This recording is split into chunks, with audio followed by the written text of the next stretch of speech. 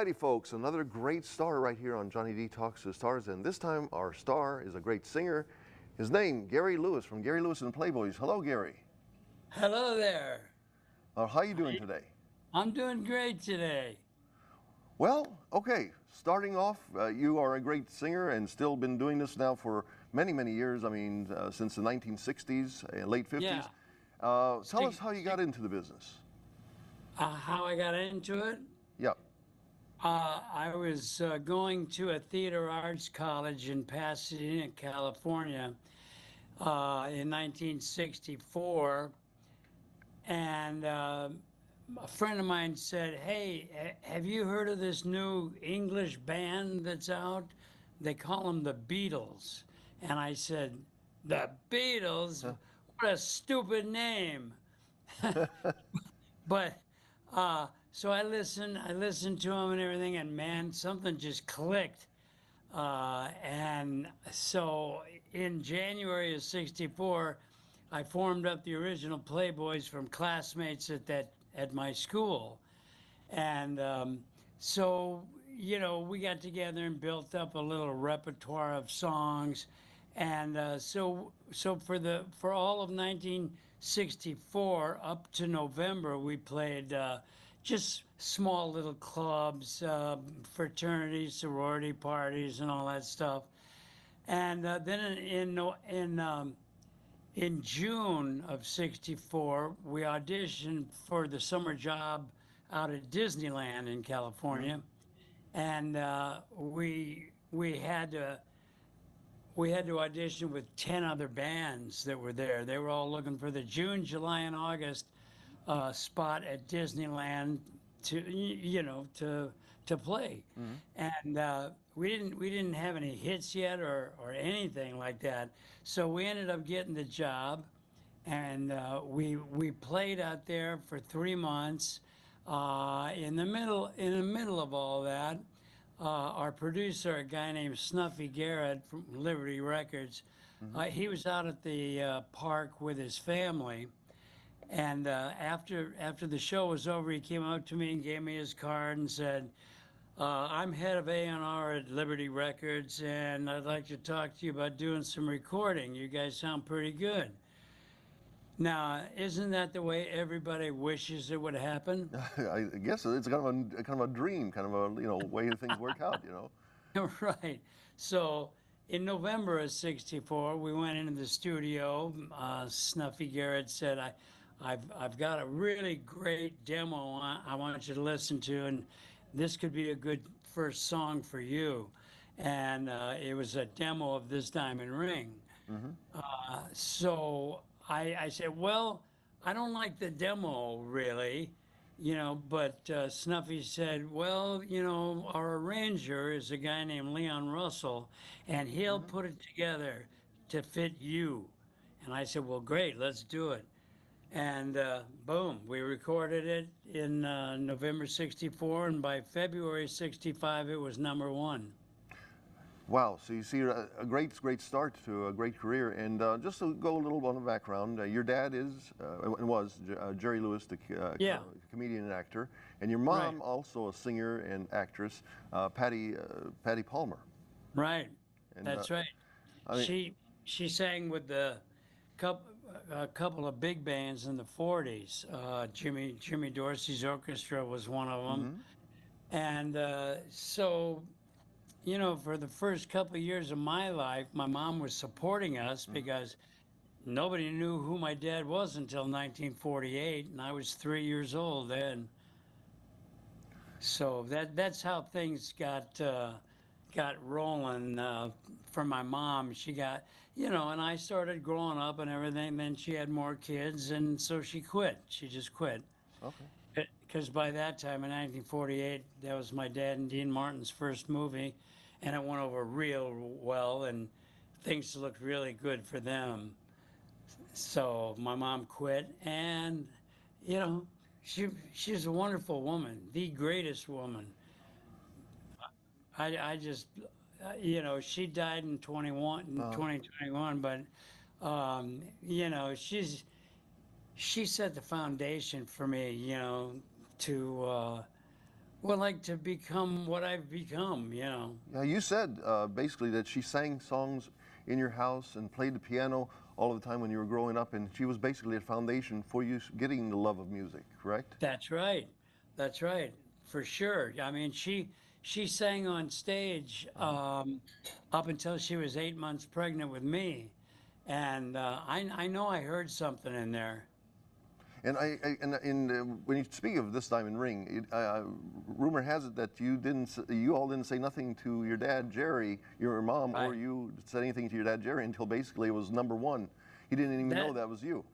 that's right. That's right. Because my mom financed the entire Uh-huh. project for us. You know, she had to buy equipment, rehearsal hall, studio Okay. time, and all that. So my mom told me, "Listen, if this project fails, you can't tell your dad anything because I'll have to come up with an excuse as to where this money went."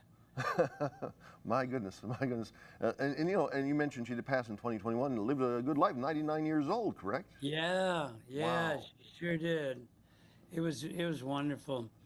Uh, she's just everywhere in my house. You know, I can understand she's that. she's just everywhere. That's Yeah, a great influence on your career, yeah, yes, and indeed, tremendous. You know, and at the start there, she didn't even she had to do everything because I was still a minor, so I couldn't sign contracts. I uh-huh. I couldn't do anything. So she said, "Okay, well, I'll work with this agency I know, and I'll just manage you until you get to be 21." And the best thing is, she didn't take 10%. Now there you go. You know, that's very, very nice. Very nice. A nice fair contract. Uh, Oh, she was great. Yeah, and yeah. one thing I saw that you were actually your mom and dad wanted, or your mom wanted to name you after Cary Grant, but it ended up being a clerical error and ended up Gary instead of Cary. That's right. That's right. And I'm sure glad of that And because, I mean, I don't see myself being a Carrie. No, no. so another question. Okay, on the one song, "Everybody Loves a Clown," there's a side Yeah. B, and it's called "Time Stands Still." And I remember as a kid, I had that record. I mean, that 45, and I really enjoyed the second side of that "Time Stands Still" because in that one, I just wondered that was you just doing an imitation of your dad, basically. That toward the end of the song, you were just going "Time Stands Still." You did that voice. Yeah, yeah. You know, the actual story of that is Uh-huh. that Snuffy Garrett came up with this song. He says, this is kind of a slow tune, and you know, maybe we can try it and do it, see what you think, you know." And so after being in the studio and doing a couple of takes and everything, everybody agreed that this song stinks. You know, so Leon Russell asked me, "Can you do anything to kind of like spice it up, do something strange or something or weird?" And that's the only thing I could think of to come up with. And I it was an impression of him, you know. uh And other interviews that I've done, people have said, "How'd you get your dad to come in there and do that?" Well, he didn't. I did it. and excuse me for doing that bad imitation of you doing your dad's voice, but it was Oh, just it that's was okay. as a Yeah, kid. that's fine. I mean, as a kid, I listened to that maybe 100 times, thinking, "Wow, that is." And at times, I thought that was your dad that came in, but then you know you doing it. Yeah, yeah, that was me. And you know, so anyway, it just it was on a B side, Hmm. and so everybody that bought Everybody Loves a Uh, Clown got that one too. So people request it all the time, and I just say I can't do that voice anymore. I can't do it. I don't have the highness anymore. well, that happens through time, and again, a lot of hits. I mean, you've got you know from this time in Ring, Count Me In. I'm just looking at all of. I mean, it's just unbelievable your list of all the songs that you had there in the Yeah, for like 1965 and 1966 and 67, and then came the Vietnam War. yeah. I mean, but I hear that that's where you basically grew up during that Well, time yeah, period. I did. I mean, we had 7 top tens in a row, and then I got my Wow. draft notice. And, when I got that draft notice in the mail, the very first thing I thought of was, well, Elvis did it, I'll do it. Uh-huh. So I went in, and there's so many stories about what happened when I was over there. But I mean, I've read things that say Gary watched his friends being blown up Oh, and, this and that. And I my said, gosh. where did you get that? You know, I never was in a combat situation, So, there's so many stories out there. I, I did my time, my 2 years, 1 year at Fort Ord in California, and the other year was in Vietnam for 3 months, and then they sent me up to South Korea for the other 9 months. And yes, that's where you grow up quick, Uh, whether you like it or not. yeah, they force you to grow up, Oh, especially I guess in boot camp, right? I mean, right. you learn the reality of what that kind of a life is. If you didn't go Abs- in, oh, go ahead, I'm sorry, go ahead. no, I said that's right. Yeah, indeed, indeed. So if you wouldn't have gone into music, is there something that stood out in your life? I mean, was it something else that you were looking at, or did you just think of destiny that you ended up in music? Well, when you're younger, you don't really have any idea what you want to do. My dad was in movies, and that's all he ever talked about, and stuff. It was his profession, so I figured, well, I'll go into that. And then, thank God, the Beatles came along Mm-hmm. and changed my mind about that. Because if I went into tried to get into movies, uh, and try to be funny, it would have been a total disaster because that's just not me at all. I'm not that, and plus people would expect me to be as good or better than him, and there's too much pressure. So that's why the Beatles coming along and made up my mind for me. Plus, I already knew how to play guitar and drums. I started both of them at 5 years old. So I already knew. I just formed up the Playboys, and that was it. That was my life right there. So drumming lessons. That's speaking of you said about drumming and drumming lessons. I see that after a while, after you came back from Vietnam, you went into more like teaching folks drumming lessons, correct? Well, yeah, I did. When I came back, I came back to the States in 1968, Mm-hmm. and the music business changed radically from what I was used to. You know, the Jimi Hendrix, Janis Joplin, the Doors were all around. The music was getting harder, much harder, Mm-hmm. So I didn't want to stay in music and do something I was uncomfortable with, uh, and when the '70s were in full swing, it wasn't very kind to '60s artists. So if I wanted to keep playing, I had to do club dates and do 3 and 4 sets a night, and in order to keep working. So I forgot your original question. I'm trying to remember the question. Yeah, Oh, I'm. oh, yeah, yeah. I But taught. Yeah, I bought a music store in yes, yes, music store. California. Yes, yes, music store, and you were giving drumming lessons. You still do drumming Oh, lessons? no, No. no. I don't even drum anymore. Uh, I mean, I'm going to be 80 in July, but that, I'm healthy. I'm out there doing it. I basically just sing and play tambourine, and that's good enough for me. sure, sure. That's good, and you still are traveling. I guess what Yeah, visiting different places, and you mentioned that you had come here into Mississippi in the Tunica area to the casino in the past. yeah, yeah. We were. That was back in the '90s, Oh, though. okay, the 1990s. But you're still traveling to different places. I Oh, presume, yeah, absolutely. you and the Yes, Playboys. yes. And speaking of the Playboys, how did you got a story on how the name the Playboys came about? Well, there's nothing very interesting about that.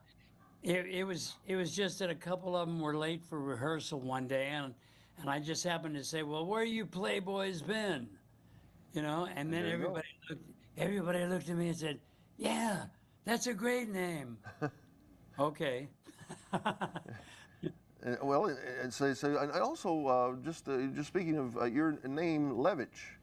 Now, Yeah, do you know? yeah. I always wonder. Did you? I mean, do you keep Gary Lewis, or is your name officially still Levitch? No, it's not Levish. It Okay. was changed Okay. in court. Okay. My, when my dad finally, scored the big time with movies with Dean Martin.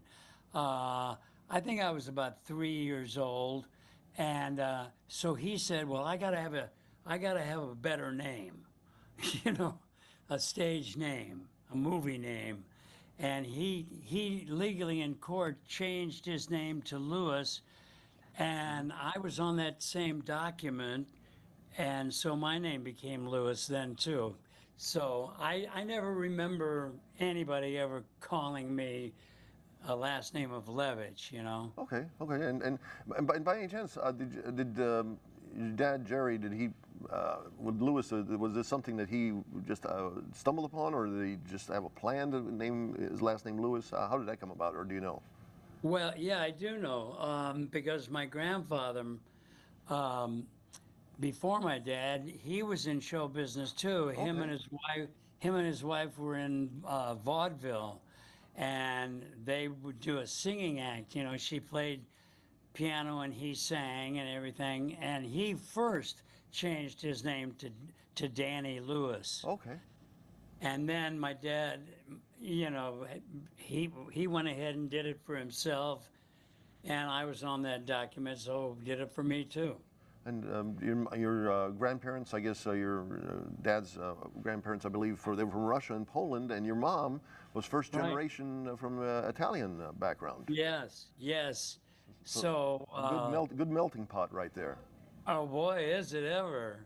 My goodness, my mom was such a great Catholic lady, good Christian. Nice.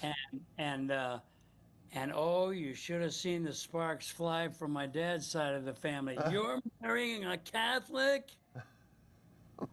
Well, my goodness, I can see that something like that happening. I mean, especially my folks being from Croatia.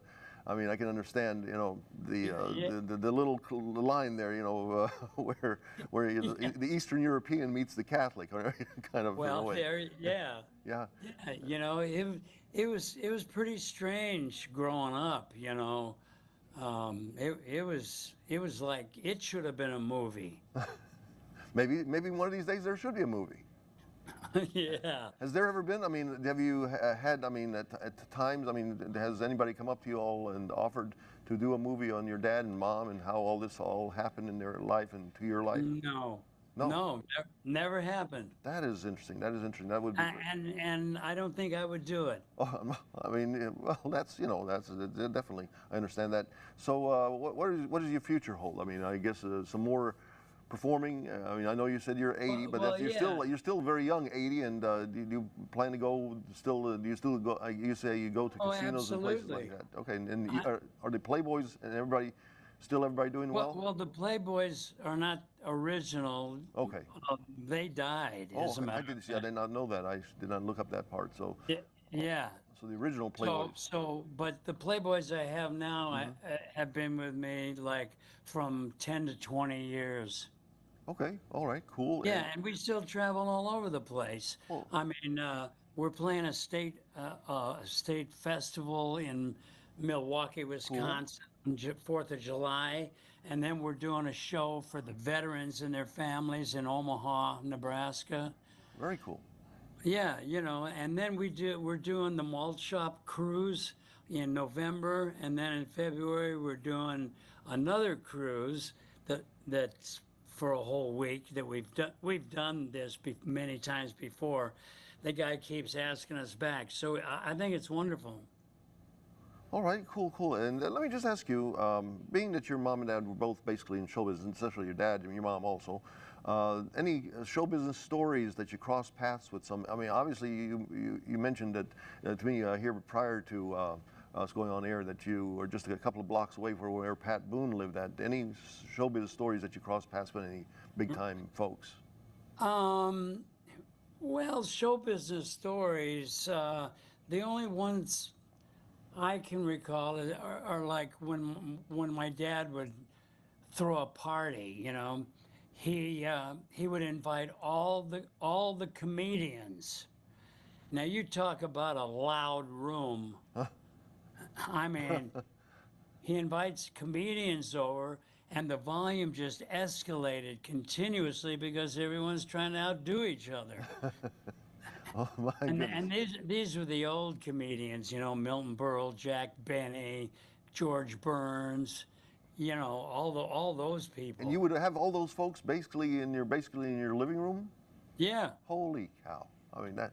I mean, right yeah. there. That's I just met right. That right there is a big story, right there. Just to have it all show up in your living room at one time. Well, yeah, and I met so many different stars, and it was wonderful. But I'll tell you, the most exciting for me was we went to the Las Vegas Hilton to see Elvis one night in 1971, and somebody must have told him I was in the audience, and he sent somebody out to get me after the show and bring me back Oh, to cool. meet him and everything. And man, I'm telling you, what a nice guy he was. You know, just a. I mean, you know, I don't. I know how people's lives can be in private, but you know, I was back there, and he said he was excited to meet me. Well, I mean, is it right there? You know, That's a I cool, mean, cool story. yeah. And then I went to see the Beatles one time at the Uh-huh. Hollywood Bowl in California, and somebody came out and brought me back to the dressing room to meet the Beatles. So, I mean, my knees were shaking. You know, I mean, because they're the reason I got into rock and roll in the first place, and I love the Beatles. I still love them. They're programmed on my radio. And you basically just going back to 1965, basically Yeah. beat out the Beatles with your popularity. I mean, it's very I interesting, you know, that you well, go from, you know, here you are looking at them, and then here you in 1965, the most popular band in the United States, if not in the world, right? well, yeah, yeah, but I never looked at myself like that, you know, because I, I, I, I just was never that way, like an egomaniac or anything. Unders- I, I wasn't, and that's the grounding my mom gave me. There you go. That's nice that you You know know, that's you know, but that's a good way also to enjoy life because a lot of times people get too blinded by themselves and they don't see the right? life around them. And you saw life around you, like you said, you saw the Beatles and you saw everything else Yeah. going on, and your mom brought you up very well. Just Right. one, maybe a side note, because being that you're Jerry's son, did you ever cross paths with Dean Martin? Oh yeah. Okay, I just didn't know if you Oh know, yeah. he's You know, he always came over to the house. It was funny. One day, you know, the doorbell rang and Dad said, "Oh, that's Dean. Gary, go get the door, will you?" uh, So I opened the door and he says hi to me, and he's got his drink with him. and again, you know, a lot of people say that was just a part of his act. Basically, No, no, no, no. we don't want to go too deeply into that. But that was so. But you know, there's always that rumor that it was But it part was of a his hell act. of a good act, you know. Well, I guess he He convincing. practiced. He practiced a lot. He would come on the Tonight Show, and everybody say, "Oh, that's just part of the act." So he practiced a lot. Okay, that's we're going to go from there. And again, Yeah, not to get. but Oh, go you ahead. know, I really liked him. I really liked him. He was smooth, just calm. He gave you this feeling that he didn't really care about anything, you know, but in a good way. You know, it's like nothing was so important that he should get upset about. And You know, yeah, that's true. That's true. I mean, and I like that. I really liked that, and he was a nice guy to me all the time. Did you, by any chance, get in touch with him later in life? I know that your dad and him did have that famous split, and I know that they remade their friendship again toward the Yeah, end. yeah. So As did a you matter see of it? fact, Okay. I was at that telethon Oh, wow. when Frank Sinatra brought him on stage, uh, and I was really excited, to maybe talk to him Uh-huh. or something, but I saw that he was plastered, and and I just said Again, a no, part of the act, right? but yeah, better to not do anything. He couldn't actually he couldn't get his words out, and it was a little embarrassing, but so what? I mean, that's him, and everybody liked him anyway. Well, Gary, what a career, what a life. I mean, again, it's worthy of a movie. I mean, your life, I mean, something else. Well, I thank you. mean, and it's been a pleasure to have you here on my show, Johnny D Talks to the Stars. And I It's wish you, my pleasure too. well, thank you. And I wish you many, many more years of good luck, okay? Thank you. And God bless you. Take care, okay? Thank you. All righty.